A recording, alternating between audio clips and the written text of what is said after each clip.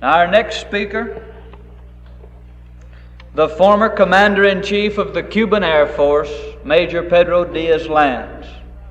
I've had the great opportunity to travel with this man for the last year and introduce him to thousands of American people in many Christian Crusade rallies. He has always been a tremendous inspiration to me. We have studied the Word of God together after meetings. We have prayed together. We've labored together. Major Pedro Lenz read in the national news media that Fidel Castro was the George Washington of Cuba and the liberator of the Cuban people.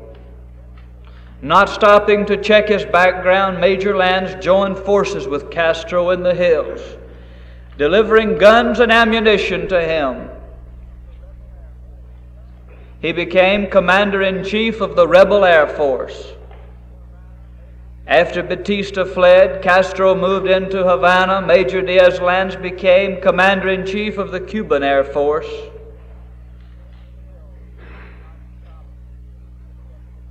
Still not stopping to check the background of the man with whom he was working. However, he was the first officer to recognize that Castro was a communist. He was the first officer to publicly call Castro a communist and denounce him and resign his resignation. Castro immediately called for his arrest and execution. He and his wife fled to this country in a small sailboat. During the last 5 years, he has been making boat trips and plane trips back into Cuba, delivering guns and ammunition to the underground forces, doing what he could do to overthrow the communist regime which he helped to establish. But now, the Justice Department and the State Department has levied fine after fine upon this man. He has paid over $3,000. This week, he paid the last of a fine levied against him for a flight over Havana in 1959. They have confiscated his boats. They have taken his airplane and sold it. The CIA kept the money. The Justice Department has now restricted him to the territorial boundaries of the United States, subject to fine and imprisonment if he leaves, even to go to Canada to speak. So Major Lenz has decided that if Cuba is ever to be free again, first of all, a change must be brought about in this country. So he has joined the American patriots to tell the American people what he knows, what he has seen, what he has experienced.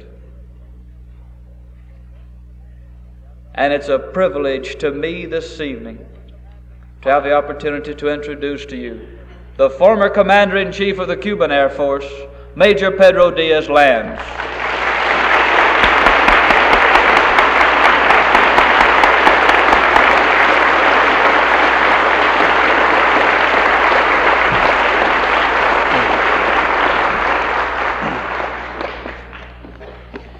Thank you very much, Brother Barron.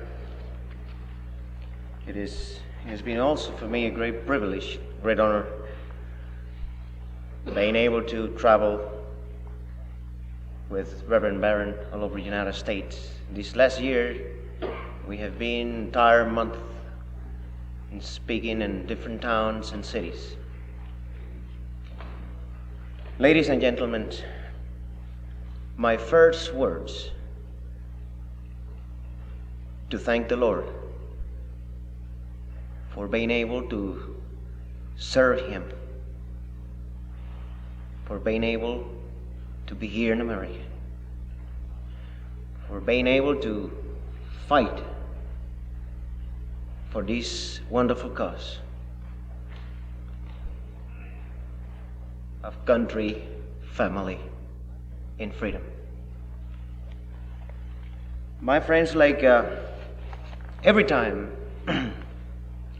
when I speak about this subject, I like to dedicate it to the memory of those people who has been murdered by the communists. In other words, to the memory of millions of people since the communists took over Russia in 1917 to up to date. Millions of them has been murdered.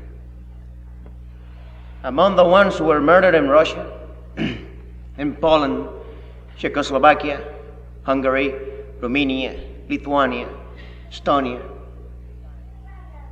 Finland, Yugoslavia, China, all of these countries, including Cuba. We had also some Americans. My friends, what is easy for me to remember, it is easy for you to forget.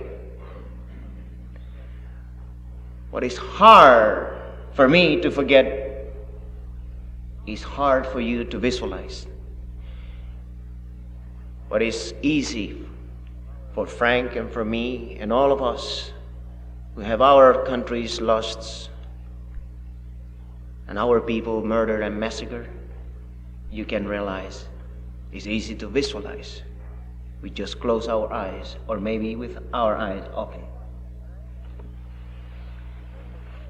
So I want you tonight to remember these 54,000 American soldiers who were murdered in Korea by the communists.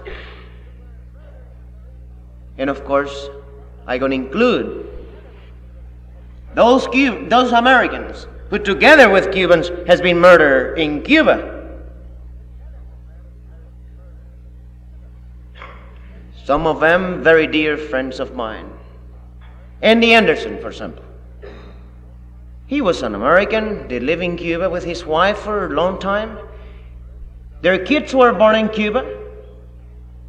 But he did love Cuba so much that in helping us to free Cuba from the communist tyranny, he was apprehended by the communist police, condemned to death in a liberal trial.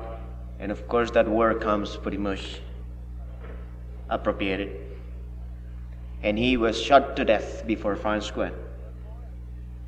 Also Angus McNair, young boy who used to go back and forth to Cuba with us, was so eager, Angus, in helping us, that finally he joined the guerrillas, anti-communist guerrillas, in Pinar del Rio province. And since we weren't able to bring more weapons and ammunition for these underground and these anti-communist guerrillas, due to the fact that the administration did put so much and so many obstacles in our way, they did run out of ammunition, and one by one, they were all of them murdered by the communists. Angus was captured, wounded, and since the communists feared those who they has been killing in the firing squads, because many of these men have been demoralizing the members of the firing squads. For example, some of them Christians who in the last second of their life say, "Long live Christ! Long live Cuba!" Being afraid of those words, just those words, they bleed their blood and they get so weak that they sometimes have to tie them up at the shear or the pole so they won't be able to order themselves the commands to the firing squad. So they did so to Angus, and his precious blood was bleed, and in that way he was shot. And of course I'm going to include the American soldiers who are now dying, these loyal American soldiers who are now dying in South Vietnam. During the time that these same communists who are murdering them are received every day in Washington and given wheat and money and 21-gun salute. So to the memory of these martyrs and heroes, this humble message of mine, the one I'm going to try to bring to you in my limited English.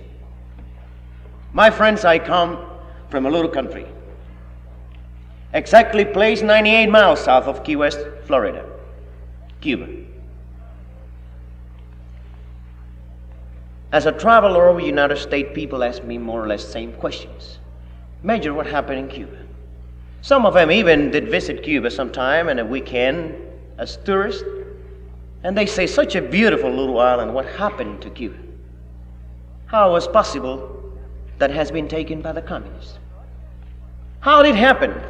Did the communists from Russia send a military task force who landed in Cuba and fought their way and conquered this little island?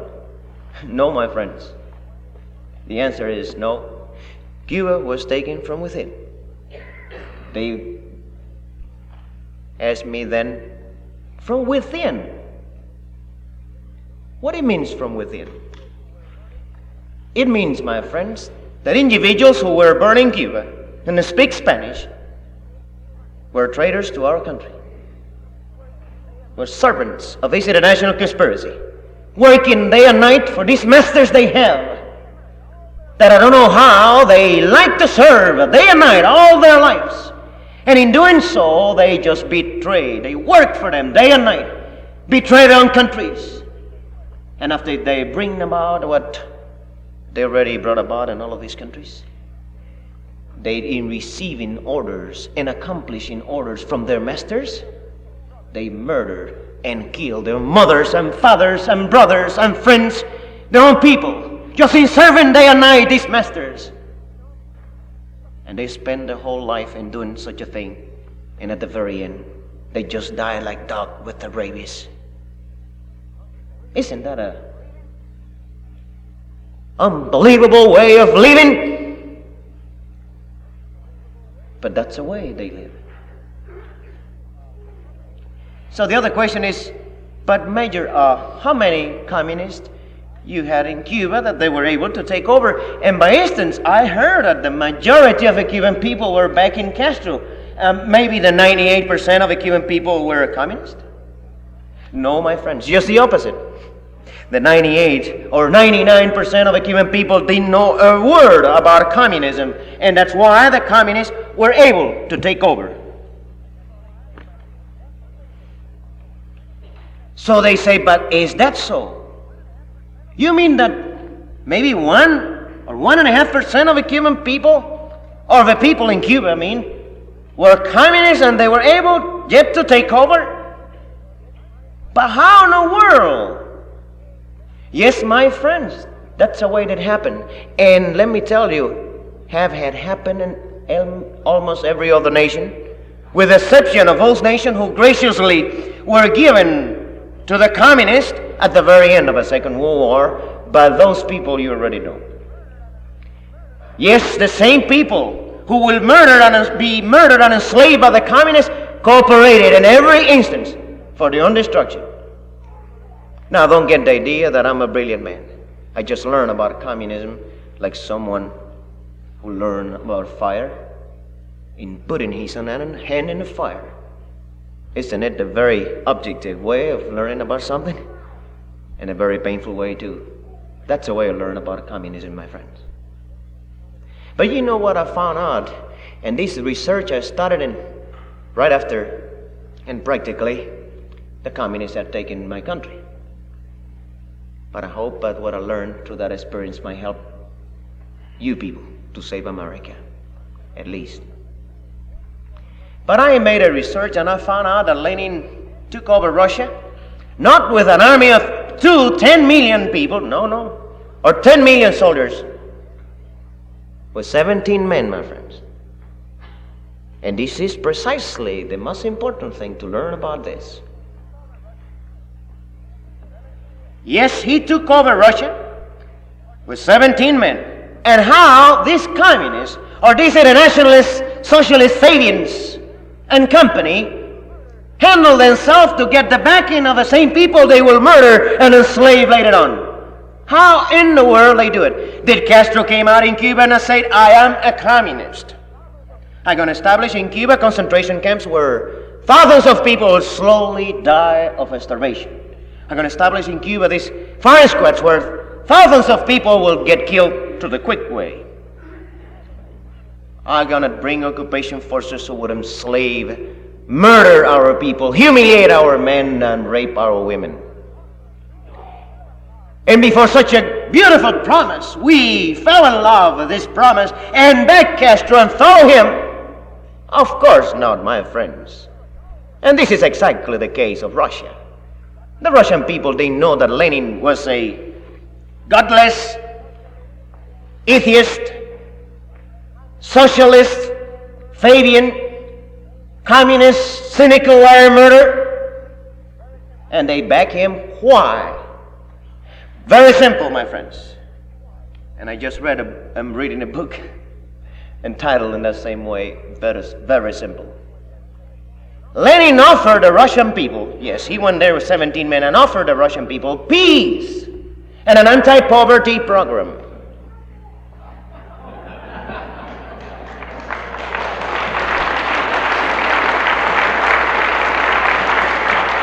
And I quote Lenin. He offered the Russian people peace, land, and bread. If anyone would oppose Lenin by those times, he will say, are you against me because I want to bring peace to the Russian people? Are you against me because I want to give land to these poor farmers? Are you against me because I want to give food to these poor hungry people? Can you imagine the arguments that cynical liar, socialist, Fabian, communist, murderer had? You know, these arguments remind me in the last elections in America. You know that? Yes, anyone who would say something about, fighting the communists, warmonger, hate campaigner, you are against peace because that's what we want to bring in America, peace. I see a parallel. Of course there is a parallel between Hungary and America and Hungary and Cuba. When I was listening to these men, I was just seeing the same picture of one country, and this is exactly the repetition. And my friends, the communists, once and again, they take over every nation because the majority of people in every nation are good-hearted people. But what do you mean? Yes, because the great majority of people in every nation, good-hearted people, believe that everybody else are like them. So they believe that the communists are like we are. But let me analyze here one simple thing. Because millions of Christians in all of these nations were full. But you know what happened specifically to Christians, to us Christians? When normally and regularly a Christian heard about that word peace, immediately, subconsciously, they associate that word peace with something we read in the Bible in Matthew 5, verse 9, blessed are the peacemakers, for they shall be called the children of God. So they immediately have the idea that these individuals are peacemakers. And since these good-hearted people believe everybody else are like them, how in the world are they going to believe that they're nothing but traitors? Servants of this international conspiracy that will be betraying their nation, working day and night to bring about such a horrible tyranny and destruction. Of course, good-hearted people wouldn't have the slightest idea that something like that could occur. My friends in Cuba, we had that problem. We didn't have any anti-communist organizations like here in America. No, I wish I could that we would have in Cuba an organization like the John Birch Society that would inform the Cuban people about the dangers of this international conspiracy and would be willing to stand up every criticism and every campaign of a discredit. But we didn't have that in Cuba, my friends. Not at all. You see, my friends, people get once and again behind materialistic promises. I agree with Frank. Yes. Moral decay. Yes, that we had in Cuba. I want to include myself among the ones who was far away from the Lord. But let me tell you this. The more I think about this thing, about this international conspiracy, comes to my mind something I've read in the Bible, in John 8, verse 32, and ye shall know the truth, and the truth shall make you free. But not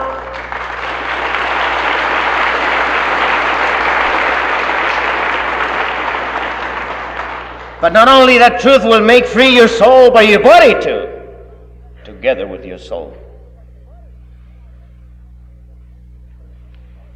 And my friends, materialistic promises. Progress.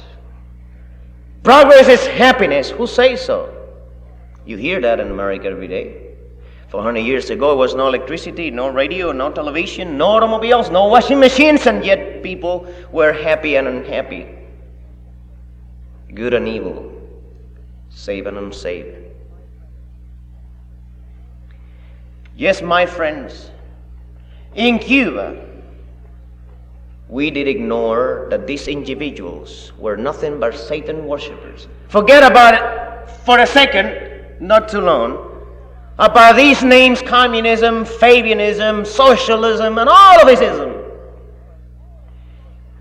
You know, when Jesus Christ was tempted by the devil and was offered by him all of the kingdoms of the world and the glory of them, of course, if he will worship Satan, well, this was the offering of Satan to Jesus Christ, and Jesus Christ, of course, rejected.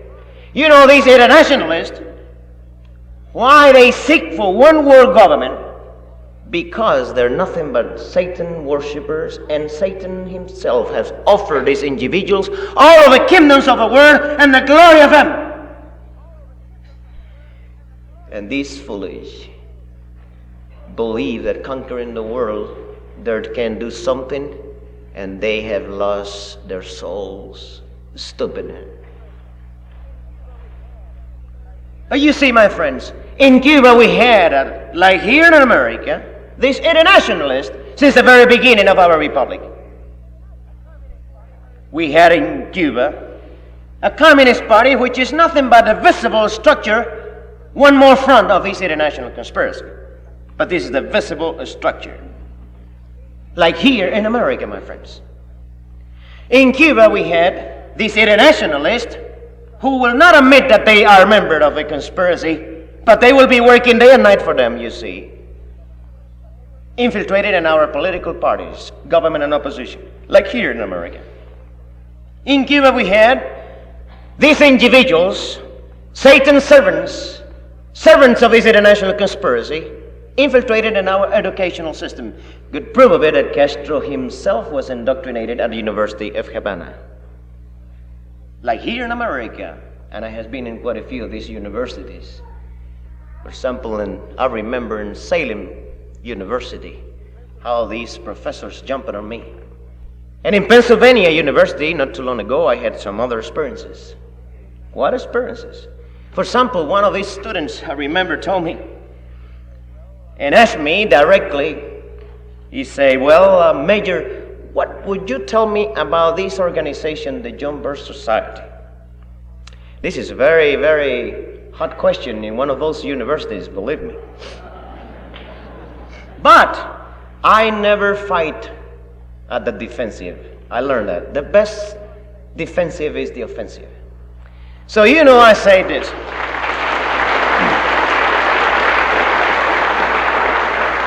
So I told this boy, I say, well, what do you mean with this organization?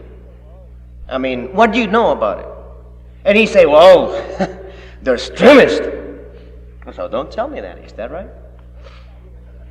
So you went yourself to all these public meetings of the John Birch Society, right? And he said, oh, no, I won't do it. No, I wouldn't. I said, oh, maybe they're home meetings and, chapter leaders, chapter meetings and so on. He said, no, I wouldn't go there. I said, oh, probably you just, read all their literature and you get all your mind, He said, oh, I wouldn't even touch one of those pieces of literature and say, well, my friend, but so you never met these people? Where in the world you took that? Oh, I read, I think it was Life magazine or Times, something like that. And then I say, well, but how about this next morning you find out in one of those magazines something about you, a horrible thing. Would you believe it? Just because they say it? Well, then I say, why don't you go yourself and meet these people, find out? Are you afraid of going to one of their meetings and read their literature and meet these people and see if they are monsters or something like that?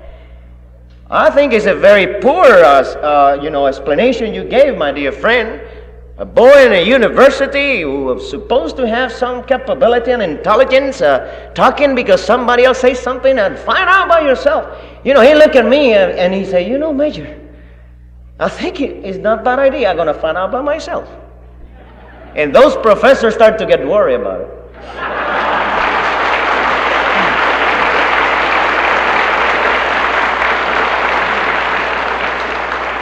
So you see, in Cuba, my friends, we had also these individuals infiltrated in our labor unions. And in talking about these particular individuals, comes to my mind, you see, one particular individual who is well known here in America. And not too long ago, he was in Russia, you see, and he wrote to some friends in America talking about and praising, the wonderful thing that was live under communism and working in there. And these individuals at the very end of that letter said, carry on the fight for a Soviet America. These individuals are a special guest now in the White House all the time. I'm talking about Walter Reuther. Ruthless Walter Reuther. While we have that in Cuba, you see, we have these individuals infiltrated in our labor unions. We have also the infiltrations who produce so much pain and confusion in our churches.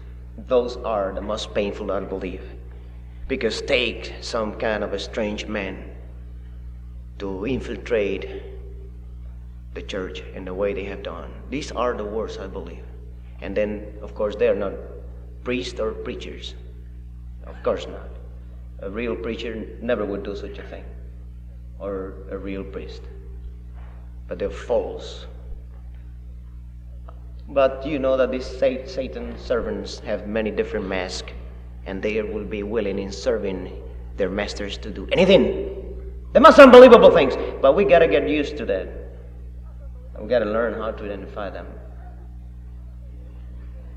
So you see, my friends, in Cuba, we have this same process. In the 1930, in Cuba, we had an economical depression, and we had a president elected by the people of the name Gerardo Machado. These men, since they are nationalists, socialists, Fabians, communists, cynical liars, and murderers, were at work in there. We're producing all kind of these, taking advantage of that situation of the economical depression. And you know that in America, they also had pretty good advantage of that situation. I strongly believe that economical depression was pretty much prearranged and prepared and executed by these internationalists. And as a result of that, I said, this president thought that the best thing he could do was extend his mandatory term in the country, since he was shooting all over terroristic action, bombs all over the cities and in Cuba, and all these things who are now about to occur in America. And this man committed one big mistake. In doing so, he violated our Constitution. My father was a career military man in the army, and he thought that man, the president, since he swore to defend our Constitution from foreign and home enemies, when the president himself violated the Constitution, He himself became an enemy of that Constitution, so an enemy of our country.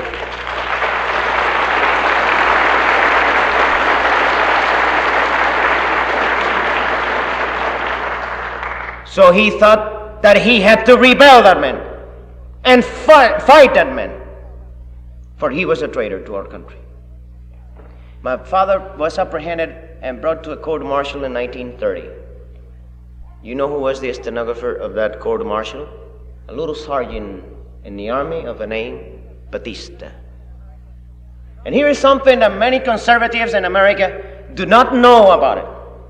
Now, my father was condemned in that trial to 3 years in jail. He escaped from prison in 1932 and escaped from Cuba in a little sailboat and came to Miami, thing I did many years later.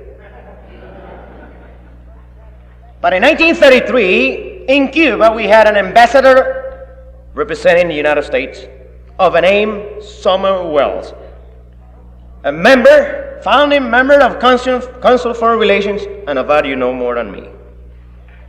And these men received an order from Franklin Delano Roosevelt, and he went to the palace and told that president who became a dictator, the first one we had, that he had to go, that administration was not in agree at all with dictators. Of course, history shows quite a different thing later on. And at that moment also, because the Cuban people saw with sympathy this action of Summer Wells, so these men fled Cuba, and the country was without government. By that time, my father was in exile. So, no government, the army trying to keep order, and Summer Wells had something else planned. He called all of the officers of the army and held a meeting in a National Hotel. When these men went into there, many of them reluctantly, because they had to abandon their military bases and posts in a country who was in chaos. And he offered them all kinds of assurances that the United States government will help them to restore the order in Cuba. But at the same time, he had already contact with this little sergeant in the army, Batista. And this Sergeant Batista was in a very clever position in the army at that moment in communications. He took all of the telephones and started to call every sergeant in the army and offered the sergeants the positions of the officers. And in this opportunist rebellion, directed and planned and executed by Mr. Summer Wells, he took over Cuba and destroyed the traditions of the armed forces in Cuba and destroyed the backbone of the army. And he was the adopted boy of that administration, and he was the military dictator of Cuba created by that administration of that time.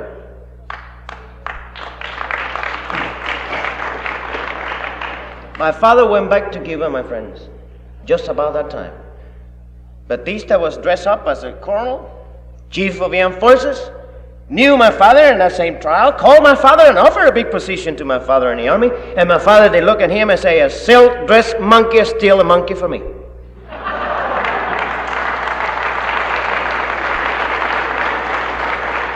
I'm a career military man, an officer. I'll never receive orders from a sergeant. You can't imagine. I was a little boy by that time, but Batista didn't like it. That I can assure to you. So from that moment on, my father was in a never-end battle against Batista. In 1933, the administration of his country recognizes the Soviet Union. Batista immediately did it in Cuba in 1933. 1935 as a general strike. And finally, the communists broke the strike and went on the side of Batista. In 1939, the Communist Party was recognized in Cuba officially as a political party. Was Batista the one who did it? In 1940, our old constitution, similar to the Constitution of the United States, because our founding father, of which I descend personally, because I descend from Jose Marti, the man for Cuba, like George Washington for you here. That constitution was preconceived exactly. Same pattern. Was born in the same crib. Same hearts, same minds, same loyalties, same bases and foundations. And that constitution was abolished in 1940. And they wrote the famous Constitution of 1940, And guess who were around the table where they wrote this Constitution? All of the top members of the Communist Party in Cuba were in there. No wonder that Constitution was considered the most liberal Constitution of this hemisphere. And that was in 1940. Batista won a coalition with the Communist Party.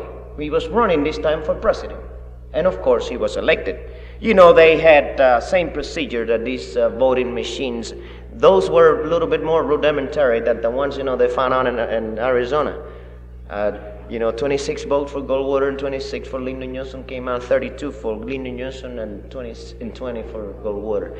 But so he won the elections, and the communists, my friends, became in Cuba non-communist senators, representatives. Now let me tell you, I was a little boy when that. I had nothing to do with that. Senators, representatives, mayors, all of his positions. He gave them the most powerful radio station in Cuba. He gave them the money to buy the printing machines and take out their newspaper, similar to the Worker here today. He gave them the control of a CTC, Confederation of Workers of Cuba.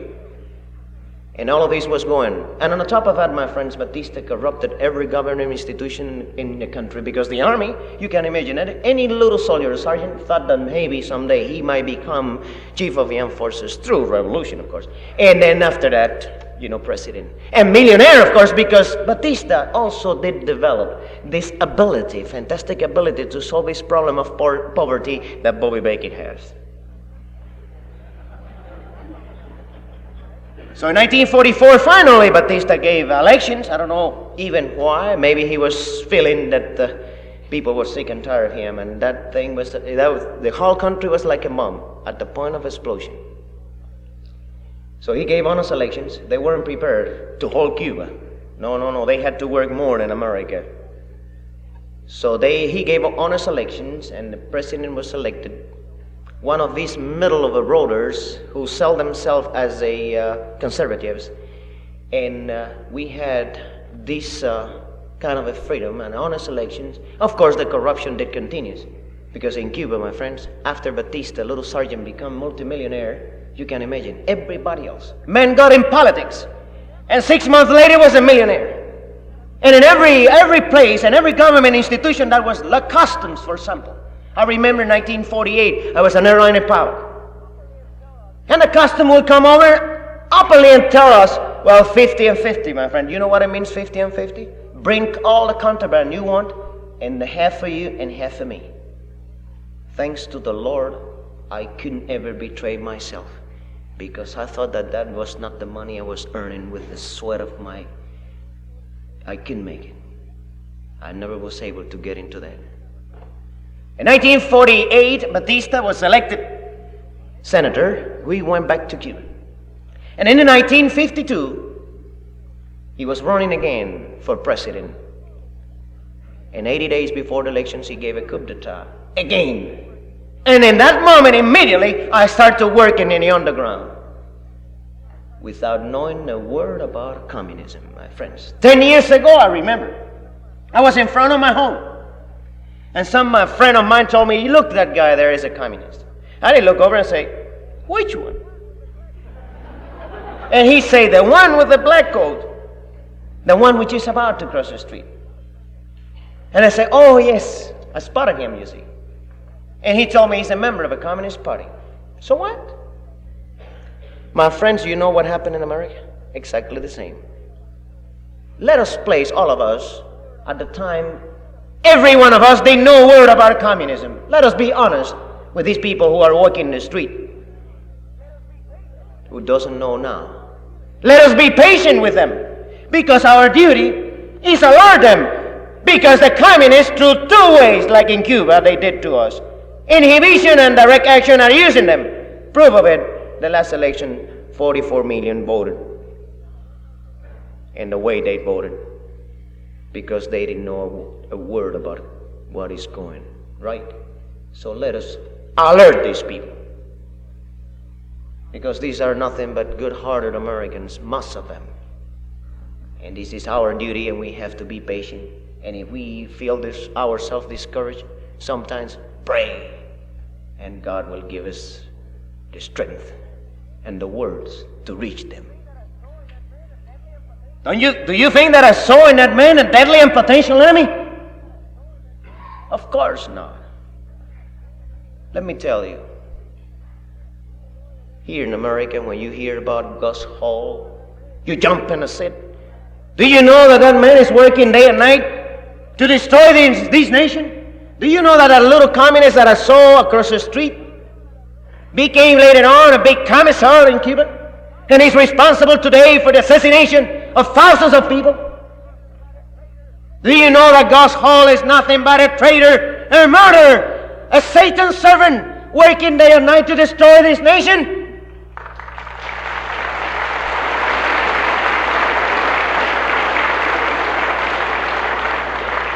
Because I cannot mention his name without indignation. You see, my friends, and then I start to work in the underground against Batista. One day I took a paper. The headlines talked about a man of the name Fidel Castro. I didn't know Castro at the University of Havana. I was not at the University of Havana. I finished high school and dedicated myself into the field of aviation. So I read this paper. A brave man of the name Fidel Castro attacked an army base in Oriental Province. This was the 26th of July, 1953. Then he used this state, to name this organization he created later on. Now, I didn't read in there that Castro was a communist. I didn't read in there that Castro was nothing but a coward who stayed 2 blocks away from where these 150 young boys with 22 caliber rifles gone in a military base of almost 3,000 men. And of course, by surprise, they got through the first, gate. But after a little while, you can imagine what happened in there. And he ran away, Castro. But he was started to build up. Look how clever the mass media was in building up Castro, that I gave you an idea really what Castro was, and I didn't know about it. You know that Castro at the University of Havana was always so dirt and smelly that the students used to call him Ball of Dirt? Do you know that one of the dreams of Castro was becoming the president of a student federation in Havana? And he never was even elected president of his own class. He was studying law, became a lawyer. Nothing against the lawyers, But you know, my friends, that he was built up before the whole world, like the Jose Marti and George Washington of Cuba, as a great liberator. You remember that. I remember here in America, Castro walking in this same city. I came here in April 1959 when he came over. And I saw many American people saying, "Thank you, Castro." Of course, they didn't know. They just were sold out to the same thing. Now, do you think in Cuba we saw pictures in the papers about Castro being in a communist training school in Montego, Tennessee? Well, this is the same parallel. At the University of Havana, that he was in Bogota in 1948, the capital of Colombia, and did participate in a communist uprising. And by instance, you know who were in there too? Mr. Willen and Rue Bottom. But you know them.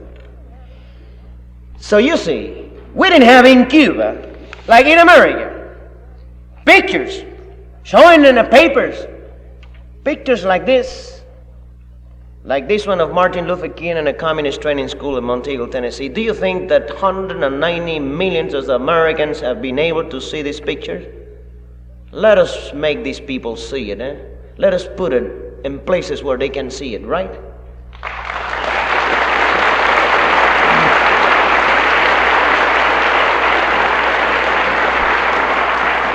Now, my friends, and in this way, you see, the whole thing started slowly and making a long and complicated study real simple. Now you know why I was fighting Batista, right? And now you know why finally I joined Castro. You know when? 4 years later I joined 26th of July movement in Santiago of Cuba.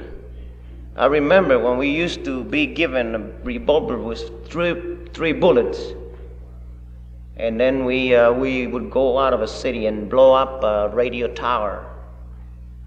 All of the risk we took in there, the Lord was kind with me, because I could get killed 1,000 times, believe me. 1,000 times.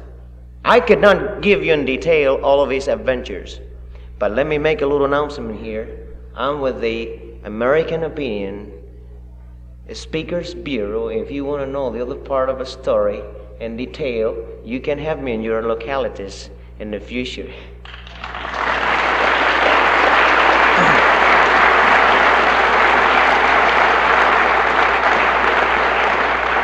But my friends, I want to say this. Finally, I found myself flying an airplane full of weapons and ammunition into the hills. I landed a C-46 with 58,000 pounds gross weight, and let me tell you, that's a serious thing. If some pilot here, he knows what I'm talking about. And all these big babies. And I landed in a dirt road, and the propellers shooting the fences on both sides. And finally, I remember now, since that time I respect very much infantrymen, because being a pilot, you can imagine, then since the airplane was damaged, I had to become an infantryman. And I remember a walk uphill and downhill and uphill about 20 miles with that equipment on me. Let me tell you something. But finally, I arrived in a little village of farmers, coffee plantation farmers, and there I was told that Castro would arrive at any moment. So after a little while, kind of a smelling. And so, you know, that smell started to grow. And then finally, did appear the smelly elephant, Castro himself. And he came over and shake hand with me and say, Pedro, you are the pilot. And he told me, Pedro, you saved the revolution. My friends, when I remember those words, when I look at this picture here in which I'm seated next to Castro, this picture was taken just right after that, practically a few days later. And I look myself seated next to this smiley, darling, cynical liar, murderer, communist, traitor. When I think of my brother down in the prison right now, and it's a split second, maybe he's dead already. And the time we're sitting here and talking about this, he's just agonizing there. When I think of 250,000 people in concentration camps, when I think of Cuba being a prison, you know Cuba is a prison? Yes, like Russia, like Hungary, like all of these countries. Why? When you are in a prison, you try to escape, what they do, and you shoot at you, right? If you will be able to see what I have seen at night coming out of Cuba, one night, so 2 PT boats had located poor people escaping in a little rowboat, women, kids, just families. And they were shooting at them with their guns. When they stopped firing, you know, in the silence of a night, calm, beautiful weather night, you could hear the screams of these people and the boat sinking, and you can imagine, because when these people, some of them would get wounded, the blood is spread in the water, and the sharks come over and eat the rest of them, and the screams of terror at night. And I was not able to go in there and help them. Anyway, I didn't even know if they were. I have pictures and slides of the people I have taken out of the water, little baby girls, 2 years old. You know that out of every 4 Cubans who escaped from Cuba, 3 never made it. You know how many came even using automobile inner tubes? 11,000 of them did it. So means, and this is Coast Guard statistics, 33,000 Cubans has been murdered by the communists just because they tried to escape from freedom. And if anyone ever asks you and tell you that communism is a wonderful thing, then you tell them, why so many millions of Americans escaped to Cuba, to freedom, and escaped from East Germany from West Germany to East Germany, and from Europe to Hungary and all of these countries? Of course not. It's just the opposite. You know that, and everybody knows that. These cynicals who are telling here in America that these communists are melting or mellowing, let me tell you this. Probably, yes, I learned and I heard that the communists have killed so many people in these countries that they're running out of people. So they are mellowing. But it's kind of a sad joke, that one. My friends, when I think of that, when I think of my friends, when I think of my father and mother, when I think of... And I was among the ones who cooperated for the destruction of Cuba. Among millions. And here in America today, millions are cooperating for the destruction of his country because they don't know any better. So we got to go out of his place and knock the door. Because if they don't come to our meetings, let us go and knock their doors and be patient and kind and alert them.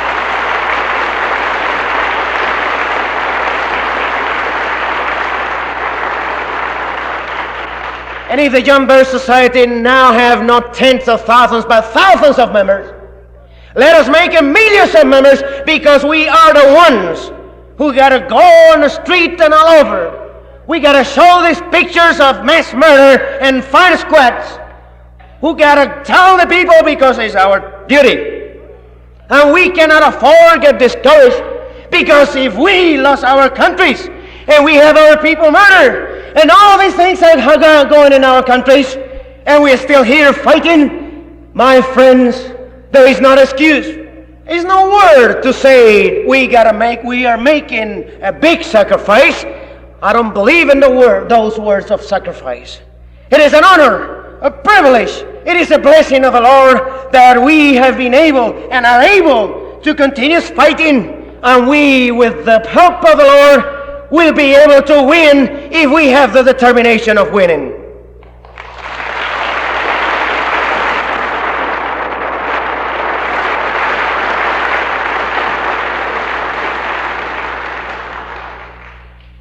Yes, my friends, there is more about this story of years of experience, painful experience, horrible experience. But that will take a time that I will not take from you, because many of you have to go back to your homes. But I'll be willing to stay with you individually all over the United States when you request me to do so. And you will see there is a lot more. My friends, this message of us, I must say, Frank and myself, is the message of our people. My message here tonight is not my message. It's the message of my brother, which is agonizing in a prison. After a total time of 5.5 years in prison. He was 1 year in prison, released, put it back, and then after that 4.5 years. My brother has been practically destroyed. He made some paintings that I might show it to you in the opportunity. He's an artist, describing the horrible pains of being in a communist prison. You will see those paintings. And let me tell you this. After that, he was punished. The guard who helped in taking these paintings out of prison, presumably was killed. And my brother was thrown through the most horrible procedures that you can ever imagine. They use Pavlovian procedures and speculate with food and water and everything else. Dark rooms, fantastic loud speakers and things, that unbelievable things that went on and on. And finally they transferred him to another prison already with not only anemia, through the process of slow starvation, which is a horrible, horrible death. Read this book of John Noble and you will see what I'm talking about. I was a slave in Russia. I found God in Russia. And he was transferred to the Camana fortress, where he was put together with 250 more men, all of them sick. Every morning they opened the door of that cell, of that galera, or gallery, I don't know the name in English, and take someone who died. They looks like skeleton. After 1.5 years, they allowed my grandmother to go there. And in a letter that I read, that I couldn't stop but crying, I learned that these poor men that have nothing, they're sleeping one on the top of others. Over 200 men, all one on the top of other, looks like skeletons. They have no bath facilities, no water to clean themselves. Infection all over their skin. Stomach disease, diarrhea all over the floor. Smelly, horrible place. Yes, live under communism is hell. For they are nothing but Satan worshippers. The last time, just by miracle of the Lord, I was able to talk to my mother. The only thing she did was talk about my brother. All the conversation was around her brother, my brother. And let me tell you that the communists gave her the electroshock, and she had her mind completely in blank. And I'd pray, and I did pray, and I laid it on. She started to recover miraculously. When I talked to her on the telephone in a combination that I shall not describe here because, well, I hope I might be able sometime to repeat it. She described to me the pains of my brother. And she told me, do something for your brother. You know what, my friends? During the Bay of Pig invasion, they asked me and offered me, include my brother in the deal of a ransom deal. But I had to go and talk to Mr. Donovan. And I say, I won't talk to that something. Because I don't want the American people pay blackmail to a murder on the basis of bringing my brother back here. Or 7 million of people are free, or my brother will die in there. And believe me, it's maybe a very easy thing to say, but it's a very hard thing to do. But let me tell you this, my friends. That is the price we have to pay for freedom. You heard about these things before in the Second World War. Unconditional surrender. That is our claim to the communists. We will fight you, murderers, to unconditional surrender. We do not accept this peaceful coexistence. And I know that this nation, who was founded by men like George Washington, and those men who without shoes walk with bleeding feet on the top of a snow, and men like Nathan Hale who said, the only regret that I have is but one life to give for my country, and he gave his life. So my friends, it should be an honor for you and for me and all of us, not only give everything we have, but including our lives. I want to tell you, my friends, that I'm like Andy Anderson. I was not born in this country, but I love this country like my own country.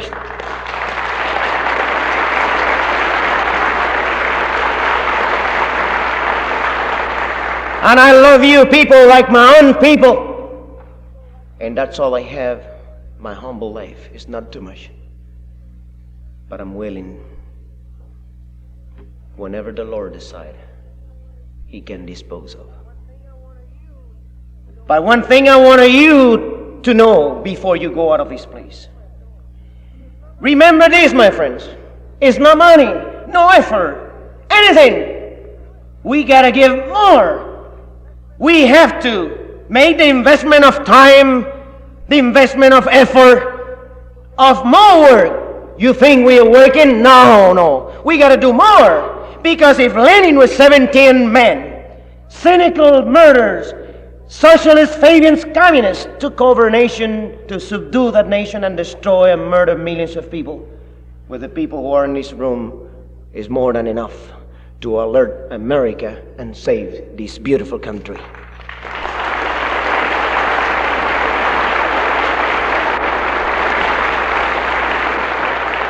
Because I cannot believe at all that America,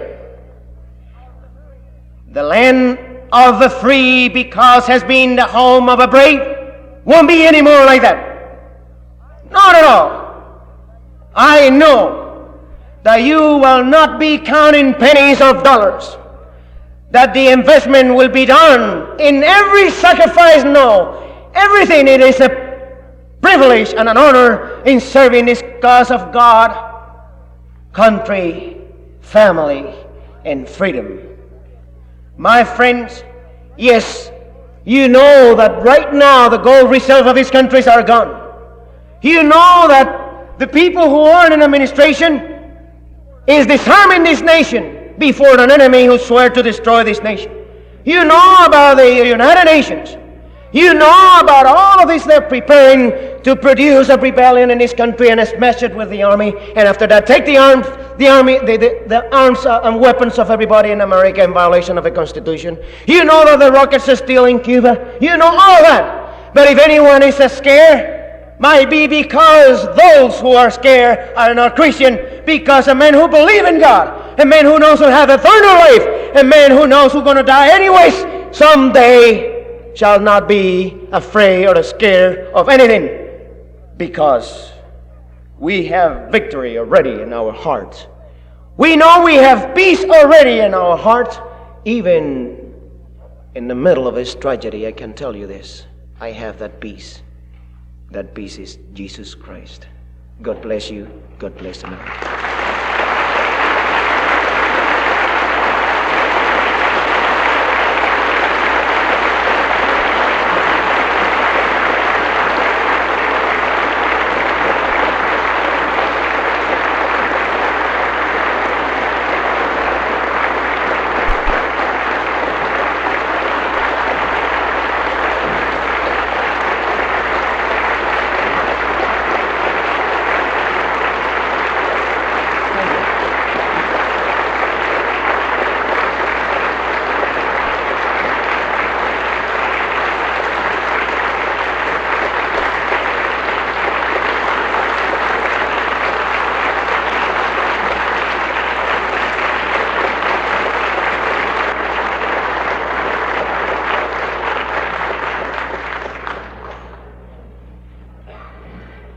To you and you and you who have made this rally possible, who made it possible to hear these two magnificent speakers tonight, Colonel Bunker, the committee, and I thank you most heartily.